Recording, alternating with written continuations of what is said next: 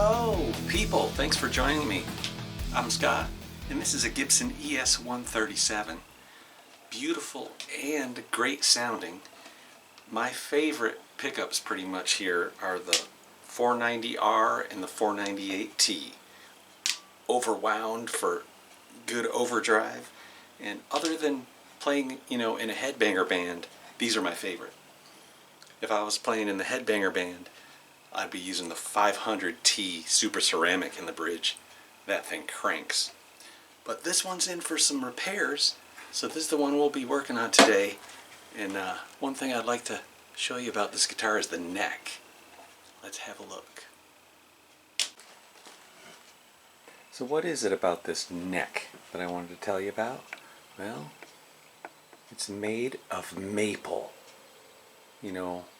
Typically our Gibson necks are all made of mahogany, and you can tell the difference because mahogany has these pretty big grains, little pores everywhere, and they're pretty big and they can be pretty long. And maple doesn't really have that. They have these really fine microscopic short grains, and then these more distinct long lines, growth rings is what those are.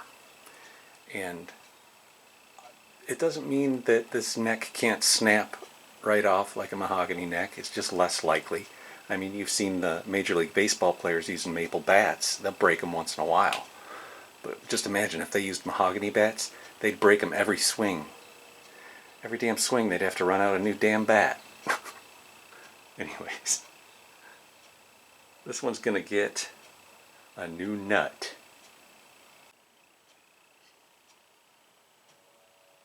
How about that? I haven't figured out what that is yet.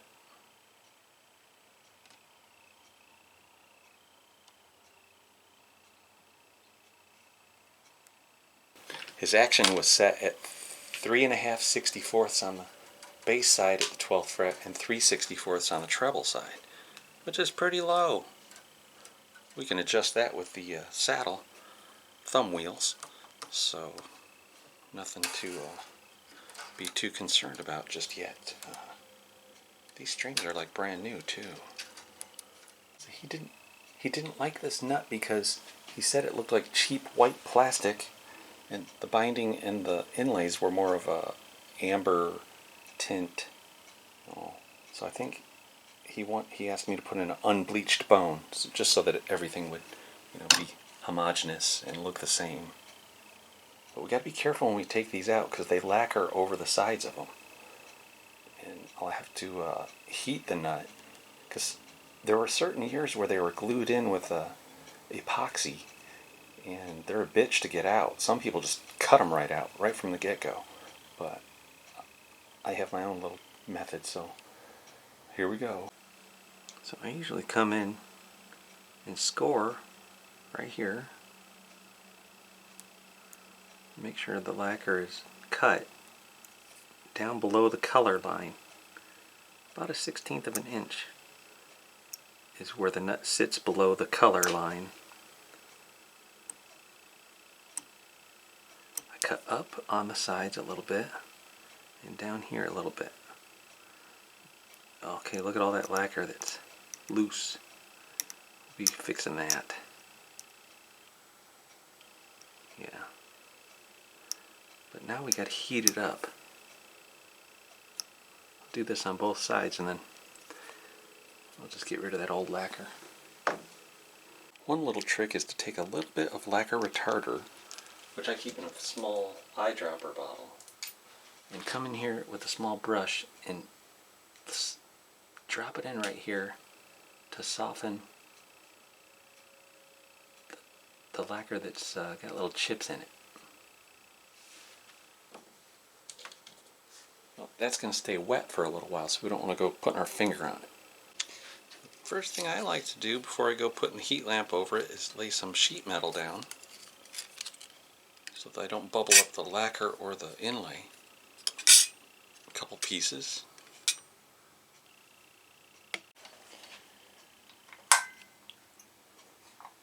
I usually set a timer for 5 minutes when I'm heating a nut. I like to get about 5 inches away. This is about 6. I can lower it a little. This is the microphone boom.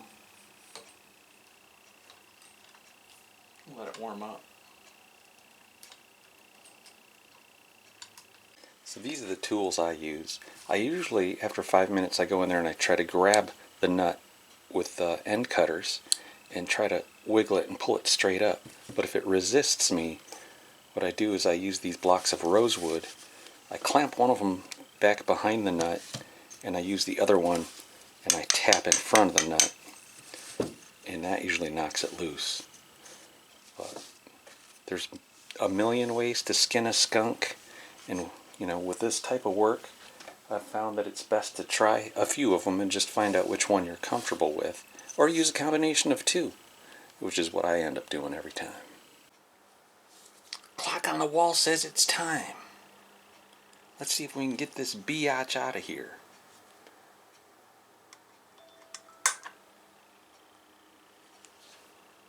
Now these pieces of sheet metal are hot. That's why I'm wearing a glove. See some of the oils blistered up out of the wood there?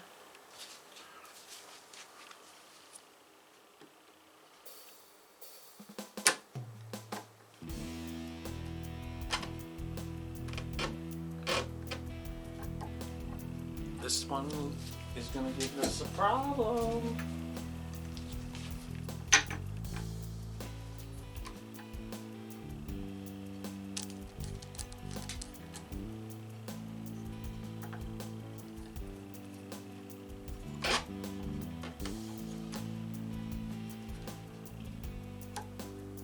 Just see.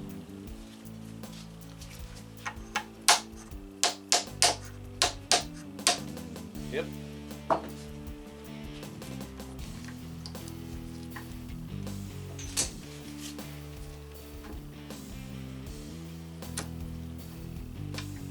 Oh, oh, oh.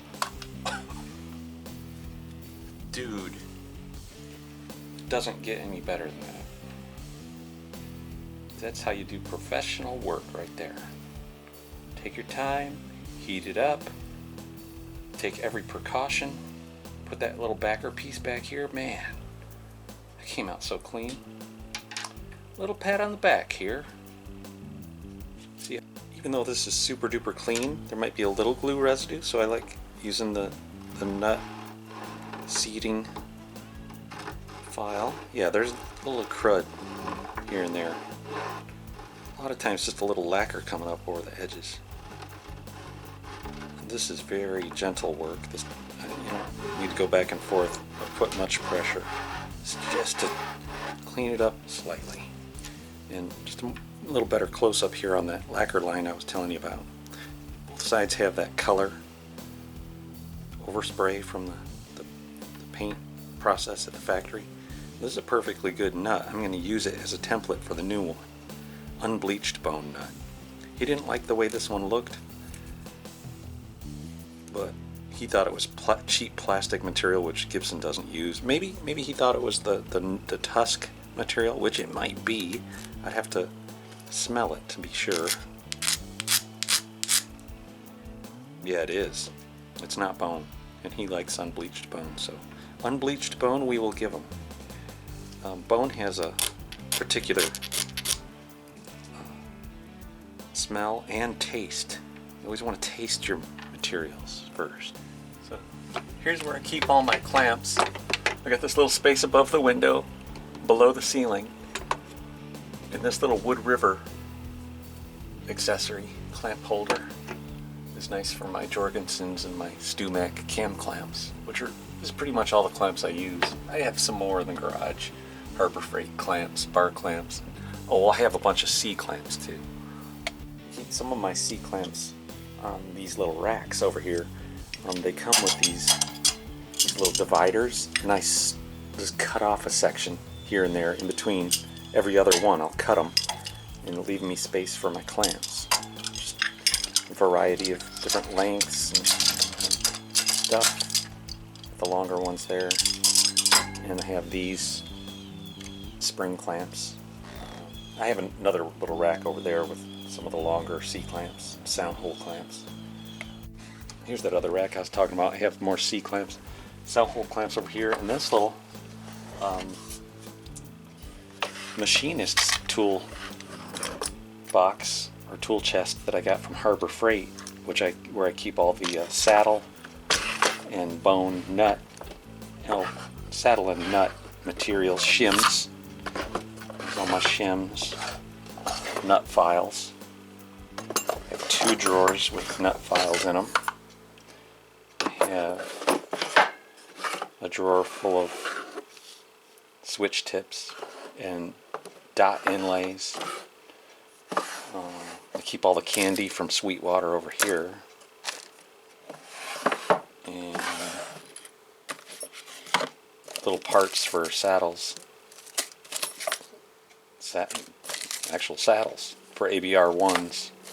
ABR1 parts, yeah. I replace a lot of parts when I can. Instead of replacing the entire bridge, sometimes I'll just replace the saddles. So we'll pick out a piece of bone out of this drawer.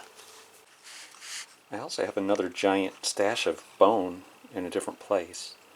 But I also keep in stock nylon nut material. Some of the 50s Gibsons had nylon. I have micarta from StewMac. I have Fender plastic. I have some horn material here. The unbleached stuff can have, you can get the unbleached water buffalo or, regular whatever. They have different colors to them. Gibson nuts are fairly skinny. Oh yeah, there's Tusk also. Tusk is a good, very soft, man-made material. Tusk. Good Tusk. I like Tusk. It comes in black, too, which is what people like to have sometimes. But I'm thinking I'm going to go for one of these. Actually, already roughed in a little bit. This one might be good. This one looks more like for an acoustic. I'm thinking one of these will be nice.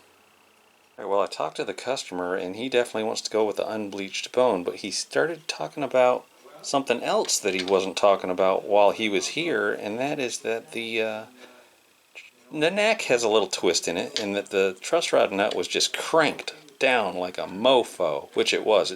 I'm surprised it didn't snap the truss rod off when I backed this out. It was so tight.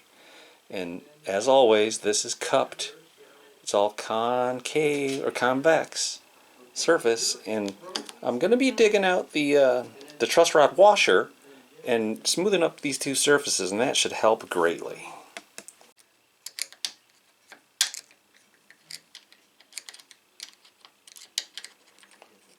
Yeah, a lot of times these get paint on them and stuff, but this is pretty thrashed. We might even want to replace this entirely.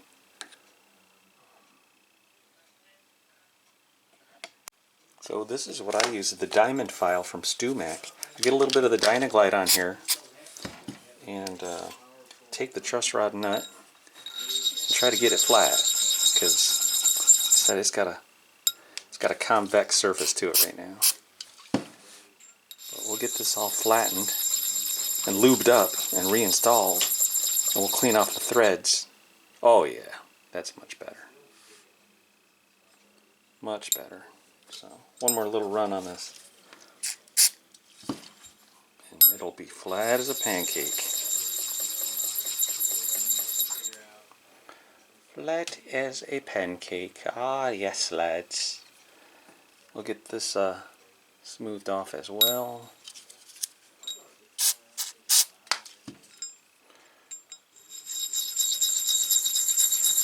See, this area behind the half moon washer is all compressed in. That's when your truss rod stops working and your neck starts twisting, is when you over tighten the truss rod. That's like this. Just a warning to everybody that if you're not getting the neck to move by tightening the truss rod, you need to take it to a professional. And we do things that are more reasonable with it. You can't just keep cranking on it, and some people are so dumb that they don't even loosen the strings before they start cranking on this stuff, which can totally cause more damage than good. A lot of times we'll put the guitar neck into a clamp and clamp it into a back bow before we start tightening. Just a lot of carelessness when it comes to adjusting the guitar neck. So I put the straight edge here, the 12-inch radius cawls underneath, and I tighten it with the bar clamp. I've got a truss rod rescue washer. I've cleaned off the threads. The rescue washer is in. I also have one last thing I put on here before I tighten is this lithium grease. Just a little bit. A little bit of lithium. Now I should just be able to tighten it by hand, and it should be in a nice back bow without excessive tightening. What I might just do is bore out a little bit of this compressed maple, just a little bit, with the rescue tool, because the new brass nut, the threads weren't coming all the way out towards the end, and I might decide that instead of the super thick one, that I might go with the less thick one right here. I just vacuumed that up. There. I'll give a little brown lithium grease here. Now we'll get that new nut there. And now we should be able to see the threads come out of the end now, or the very end of the truss rod, basically. Yeah, see the end of the truss rod is revealing itself there now. So a little tightening with my ratcheted screwdriver, and that looks more realistic. Maybe how it should be. There we go. I got the half moon washer back in. I got the original truss rod nut. I mean, because on a scale of 1 to 10, this is probably like, on damaged truss rods, this is like a 4. No big deal. I think it's still going to straighten out just fine with this one here. Let's see how we did. Here's a look at the guitar after 3 days after heat pressing and left in the clamp for 3 days. Now we'll tighten the truss rod and finish off the nut. I take the bone blank material down to the garage and cut it roughly to length on my bandsaw.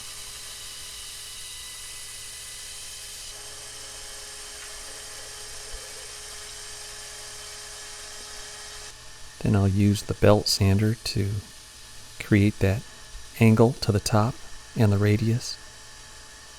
Flatten out the bottom and thickness it to within a few thousandths of an inch. Use the disc sander to round over the edges a bit, and then I'll bring it to its final thickness by hand using some 80 grit and 120 grit. After it fits in the guitar, I'll figure out where to put the 2 outer strings and get the nut slot started with my X-Acto saw. Then I'll use the string spacing rule to figure out the exact spacing of all 6 strings. Get things started with the X-Acto saw, put it back in the guitar, get the strings down to their final depth, use my nut files and whatnot, and then I'll do the final shaping on my precision disc sander before gluing it in place.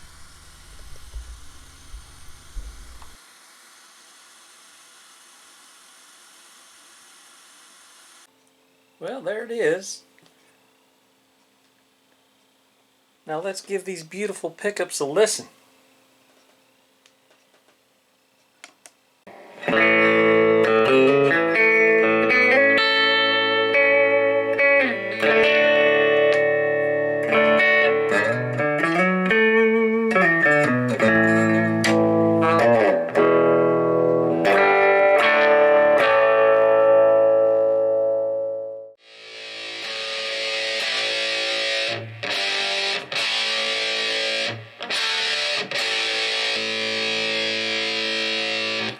tuning in and watching and hanging out.